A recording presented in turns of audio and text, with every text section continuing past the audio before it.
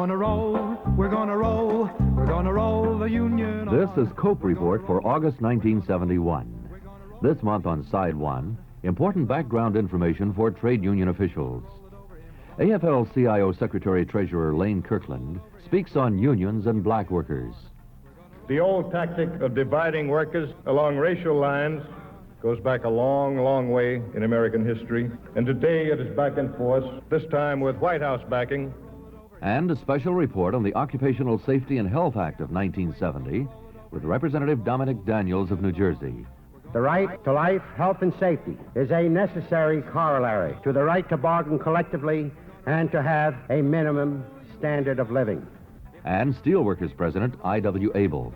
And let's not forget for the record that the Nixon administration opposed our position in favor of a wholly ineffective bill of absolutely no value to the workers. We're gonna roll, we're gonna roll the Union on. The Negro and the trade union movement share a common bond. Lane Kirkland, Secretary-Treasurer of the AFL-CIO, recently discussed the reasons the black community and the labor movement must work together. The great majority of American Negroes are working people. Their income derives from wages and salaries, not from dividends, capital gains, and stock bonuses. So long as this is true, and it is going to be true for a long, long time, the Negro and the labor movement will necessarily share common interests. And because the black community is in the main a community of workers, its interests are bound with labor's, and that bond must prevail over any differences. Mr. Kirkland pointed out that anti-labor policies also hurt blacks. Economic policies that are anti-labor must inevitably be anti-civil rights. There is really no way to engineer a recession that raises unemployment in the ranks of labor, but not in the black community. There is really no way to promote inflationary price increases that cut into the purchasing power of union members but leave intact the purchasing power of the black community. There is no way to keep union wages down, even in the name of fighting inflation, that allows incomes to rise in the black community. And yet the view persists that the interests of labor and the Negro are antagonistic. The old tactic of dividing workers along racial lines goes back a long, long way in American history, and today it is back in force, this time with White House backing. What is the goal of those who seek to divide workers on racial lines? Mr. Kirkland. The immediate target is the building trades, but the larger purpose is to thwart the national union drive, the drive of all working people to catch up with the rising cost of living and to get for all working people a fairer share of the country's wealth. Toward this end, a campaign has been mounted to blame union wage demands for inflation and to portray unions as the main obstacles to socially desirable goals. But an end to the heritage of slavery will not come from union busting, depressed wages, cheap labor pools, or plantation-style paternalism. It will not come from engineered recessions that render men and machines idle. It will not come from interest rates that enrich the bankers and wreck our housing programs. It will not come from a continuing neglect of our social and environmental needs in the midst of blight and disorder. How will the end of the heritage of slavery come, Mr. Kirkland? It will come from the vision, the goals, and the broad national programs of the labor movement.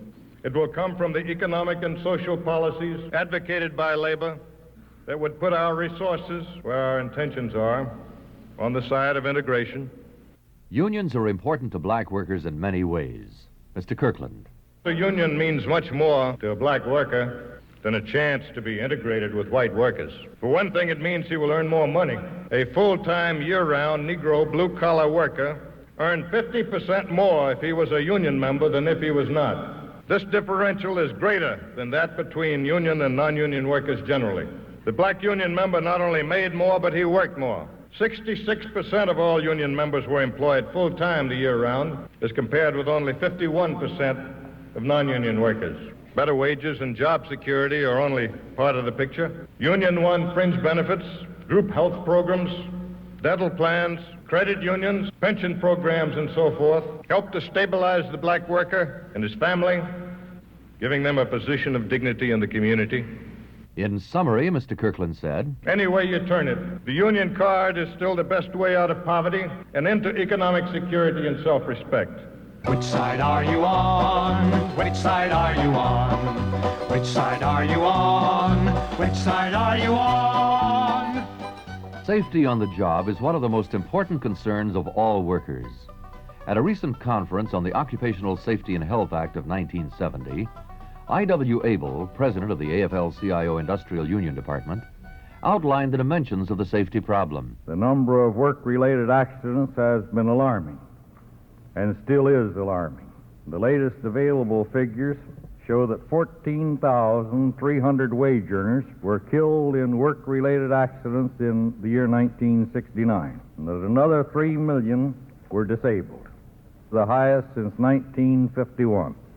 The injury frequency rate, that is the number of disabling injuries per million employees worked, has increased every year since 1958.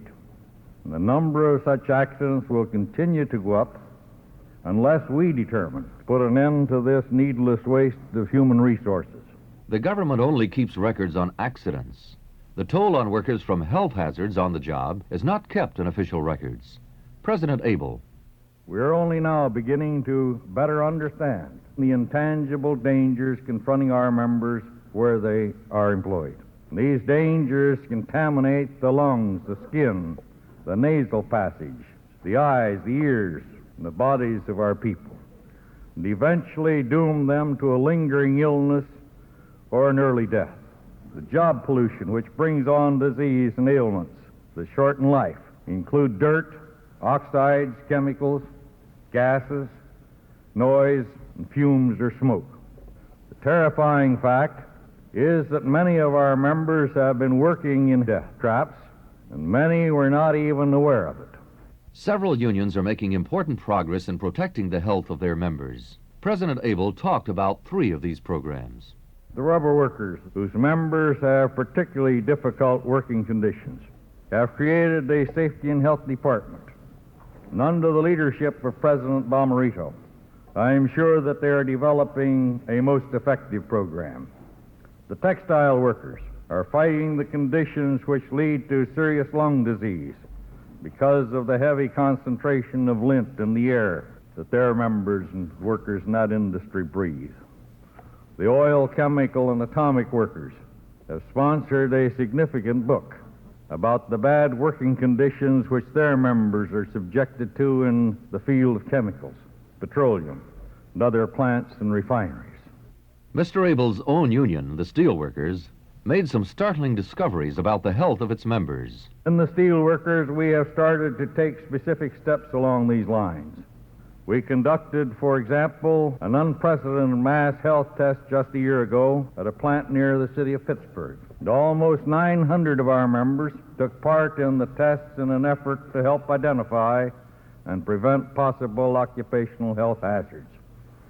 Workers underwent blood tests and urinalysis at a Mobile field laboratory inside the plant gates. And these tests disclosed that at least 15% of those tested are suffering from various ailments due to environmental exposure. Passage of the new Occupational Safety and Health Act required a united labor effort. President Abel recalled the fight. We presented testimony to congressional committees. We brought witnesses armed with facts and figures and transmitted the genuine concern of our members over the need for such legislation. That was not an easy fight, as you know. The Chamber of Commerce and the National Association of Manufacturers assumed our usual position to try to turn back the clock, placing priorities in dollars instead of human life. And all the industrialist lobbyists, big ones and little ones, were swarming all over Capitol Hill, arguing against effective safety and health legislation. And let's not forget, for the record, that the Nixon administration opposed our position in favor of a wholly ineffective bill of absolutely no value to the workers. But we won.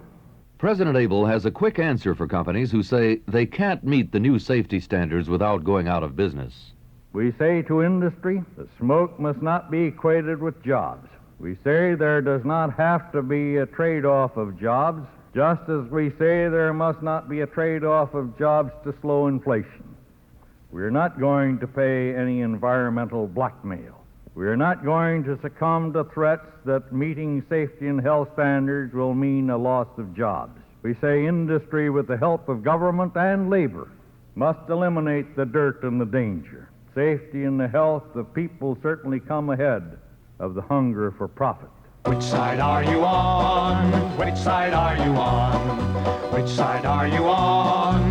Which side are you on? The Occupational Safety and Health Act of 1970, as its author, Representative Dominic Daniels, has said, adds the right to life, health, and safety to the right to bargain collectively. Representative Daniels recently detailed the rights of workers under the new law at an IUD conference. In this act, we have given the employees rights to ensure effective enforcement, and I would like to enumerate a few of them. Employees have a right to accompany the inspector when he makes his investigation. Employees have a right to request an inspection when they believe that they are subject to an imminent danger. Employees have a right to review by the Secretary of Labor if the inspector determines that there is no violation of a safety standard. And they have a right to review if they think that the employer is given too long a period of time to correct an unsafe condition. Employees have a right to be notified if they are exposed to toxic materials or harmful physical agents. They must be immediately notified if an inspector concludes that they are subject to imminent danger. The new health and safety law also has stiff requirements for employers.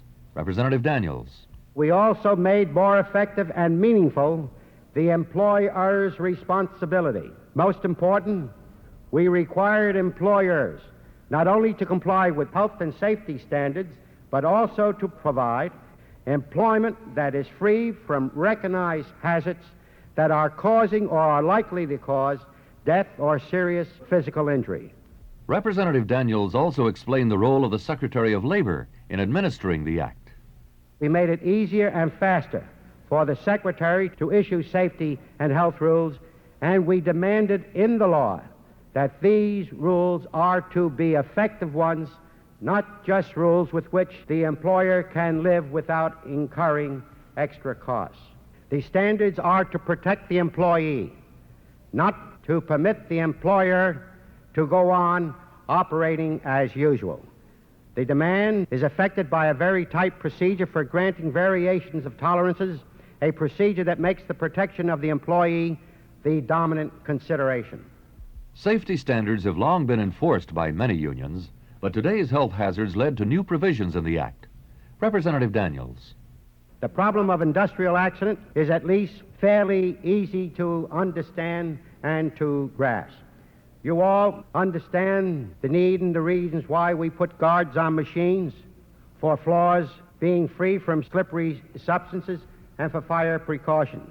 All of these are with your comprehension and easy to understand. But the insidious hazards arising from the almost infinite variety of toxic materials and physically harmful agents that are used throughout industry are much more difficult to grasp and understand. And so we added to the bill numerous provisions specifically designed to protect employees against this type of hazard, including warnings to employees and notification of emergency treatment at the employer's cost and expense.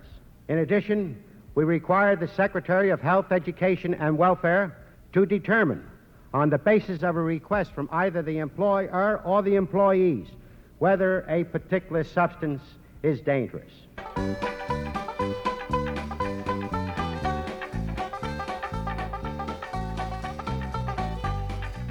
On side 2 of this cassette, AFL-CIO President George Meany evaluates how the Occupational Safety and Health Act is working. Senator Philip Hart of Michigan discusses auto insurance and a special report on COPE's activities. Reports designed to be played at local union meetings, all on COPE Report, side 2.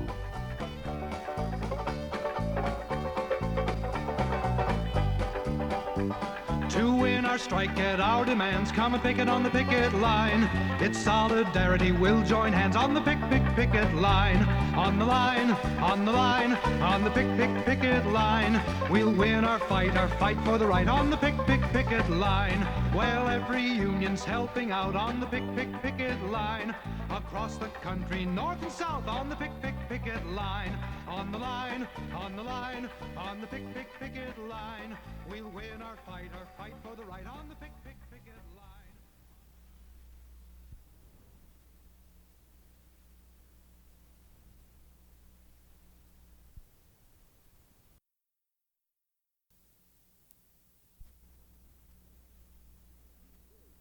I can assure you that we're going to continue to try to push forward for a better day for all the people of America, on the very simple theory that what's good for all of the people of America must be good for our members. That was AFL-CIO President George Meany talking with a group of young people. And this is COPE Report for August 1971. When the union's inspiration through the workers' blood shall run, there can be no power greater anywhere beneath the sun. For no force on earth is weaker than the feeble strength of one, but the union makes us strong. What's good for all Americans is the theme of the AFL-CIO's legislative and political activities. This month on COPE Report, we will examine two programs that fit that definition. The Occupational Safety and Health Act of 1970, which organized labor strongly supported, and no-fault auto insurance, a new idea which could benefit all working people. Also, COPE Report talks to Labor's Political Action Director, Al Barkin, the director of COPE. Reports of interest to trade union members and their families. Solidarity forever. Solidarity forever. Solidarity forever. For the union makes us strong. The Occupational Safety and Health Act of 1970 can help protect all workers against on-the-job accidents and health hazards. Mr. Meany recently examined the operations of this new law at a conference sponsored by the AFL-CIO Industrial Union Department. COPE Report was there when he answered the question, is labor satisfied with the new job safety and health law? We can't afford to be satisfied because there's always too much left to be done. We've paid a bitter price in getting this far along the road. Hundreds of thousands of lives have been squandered. Millions of men and women have been maimed or poisoned needlessly, while for decades America's industrialists succeeded in blocking labor's efforts to pass effective occupational health and safety laws. No law is going to save a single life or prevent a single accident in the future until the intent of Congress is translated into action in the shop and on the job. Mr. Meany sees many problems in the way the Labor Department is preparing to administer the new law. The money the Labor Department is seeking is not nearly enough. The Labor Department asked for $25.3 million for fiscal 1972. The department just can't do the job of inspection and enforcement that it is required to do with an enforcement staff of the size it is now assembling. The Department of Labor is responsible for inspecting workplaces employing 57 million workers. We urge the Department of Labor to put 1,000 inspectors in the field this year. Even at that level, each inspector would have to try to cover workplaces employing nearly 60,000 workers. The government plans to begin enforcement in only those selected industries with the highest accident rates. Mr. Meany believes this is only part of the answer. We are impatient with the target industry scheme under which 5 kinds of work would get most of the Department of Labor's attention. We believe that the workplaces that have the highest accident rates, no matter in what industry, should get special attention.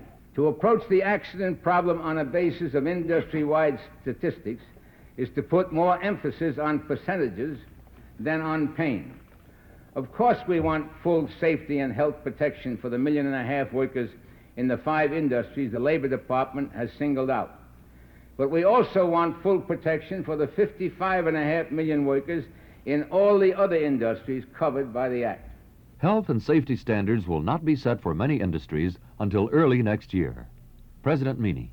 We are dissatisfied with the Labor Department's plans to give low priority to establishing health and safety standards in some selected industries. There is no reason why some employers should have until February 1, 1972, to comply with safety and health regulations, with the prospect of stalling enforcement for 180 more days after that. The law requires every employer to provide a clean and safe workplace. That requirement should be enforced equally, fairly, and even-handedly without exemptions or administrative indulgence. The keys to enforcement of the job safety and health law will be the inspectors hired by the Labor Department. What qualifications should these inspectors have, Mr. Meany? In order to protect workers, inspectors have to understand the needs of workers. They have to have some first-hand knowledge of the world of work and some practical grassroots understandings of the hazards of work. This is not a job that can be learned from textbooks. And in its hiring policies, we're going to urge the Department of Labor not to put all its emphasis on college degrees and civil service examinations. We are urging that the department seek ways of utilizing the invaluable experience of many able people who are working at their trades and understand the conditions and the needs of those trades. Mr. Meany believes that the manner in which safety inspections will be conducted is crucial to the enforcement. Many safety inspections may prove worthless because management gets advance warning that an inspector is on the way. The law empowers the Secretary of Labor to notify management in advance of a safety inspection if he deems it proper. We insist that this is one power that must not be delegated. It should not be entrusted to field personnel at all. For this law to mean anything, the inspector must see the workplace as it is under normal working conditions.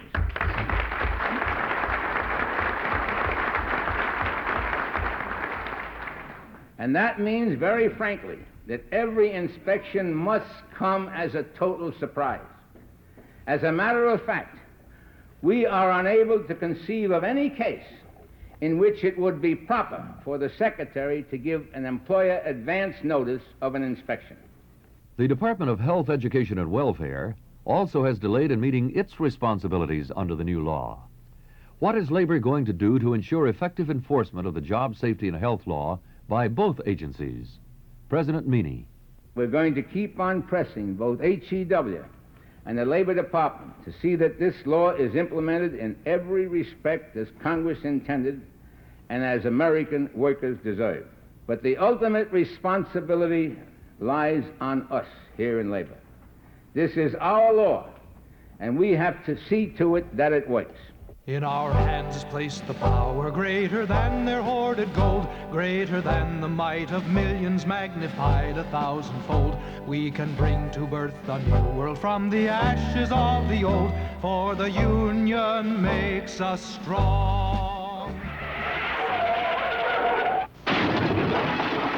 Senator Philip Hart of Michigan is one of the leading spokesmen for consumer protection in the Congress. Cope Report visited Senator Hart in his office to discuss the problems of auto insurance. Well, there are a number of problems, but I think the basic one lies in the inequity. For every dollar of premium that we pay for our automobile insurance, if you have an accident, you get back only about 14 cents of the dollar you paid in premium for out-of-pocket loss. 56 cents of the premium dollar goes for overhead and lawyers' fees and court expenses, investigation, and so on. That's a bum system of compensation. Senator Hart, what happens to a person who is permanently disabled because of an accident? The hard truth is that those persons who are permanently disabled because of an automobile accident run a cost, an out-of-pocket cost of about $78,000. They're compensated, on the average, only about $12,500.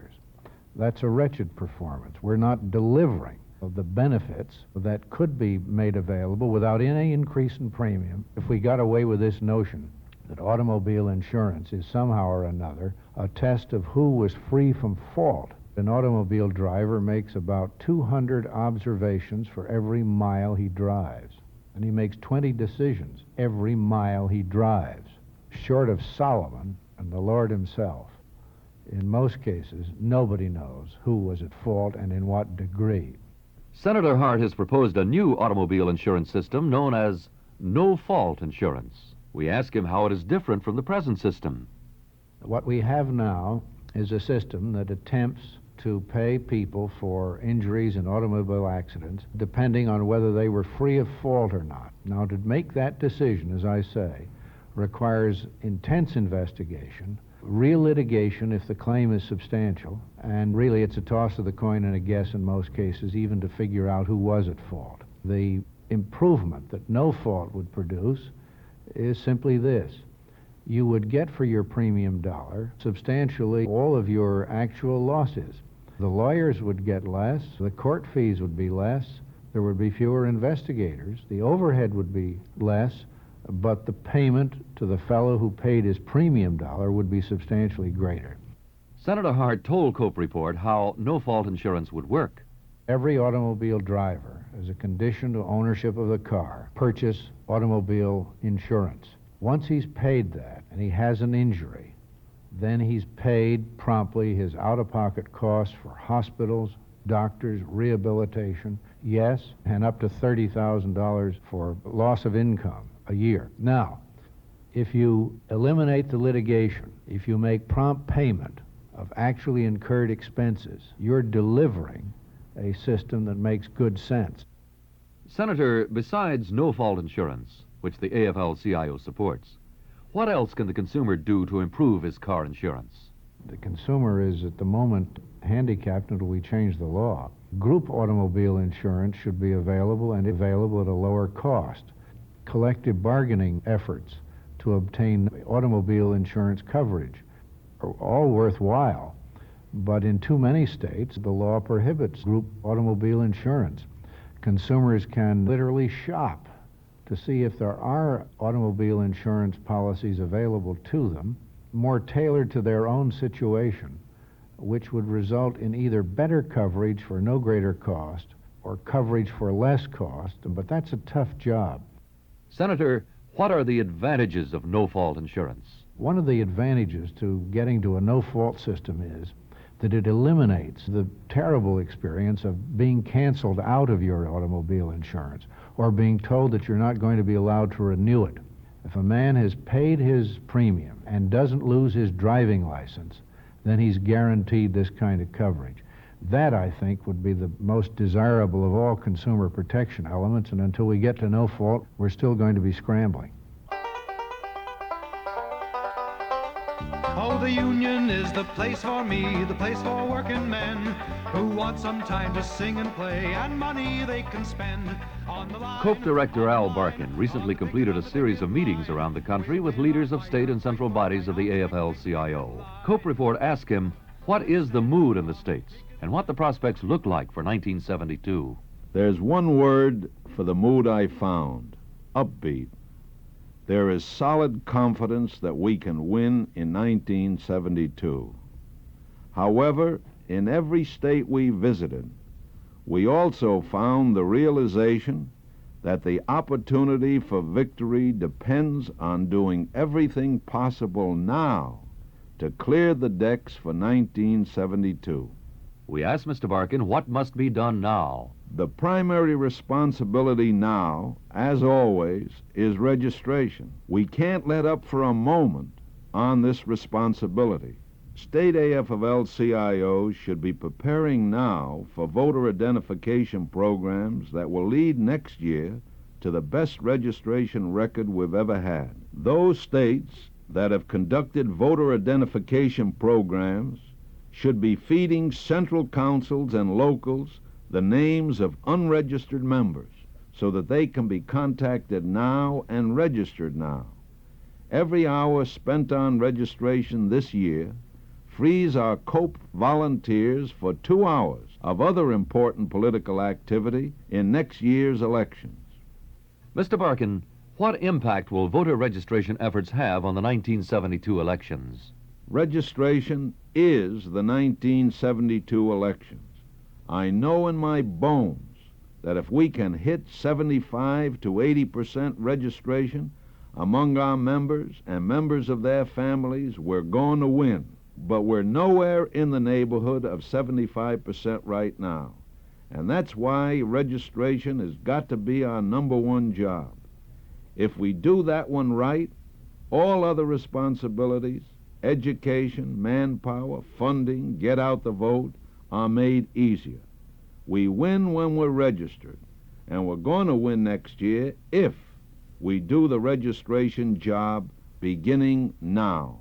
How important is COPE's job? This is what President Meany says. The major weapon we have in attempting to accomplish our aims and to help progress the country is the political action machine of the AFL-CIO known as COPE. This is where the job will be done if it's going to be done. This is where we decide what kind of people we get into the Congress, into the White House, and into the legislatures of the various states of the nation. And COPE, I can assure you, is ready to go. COPE is ready to go. And COPE Report will be ready every month with important information for trade union members and their families.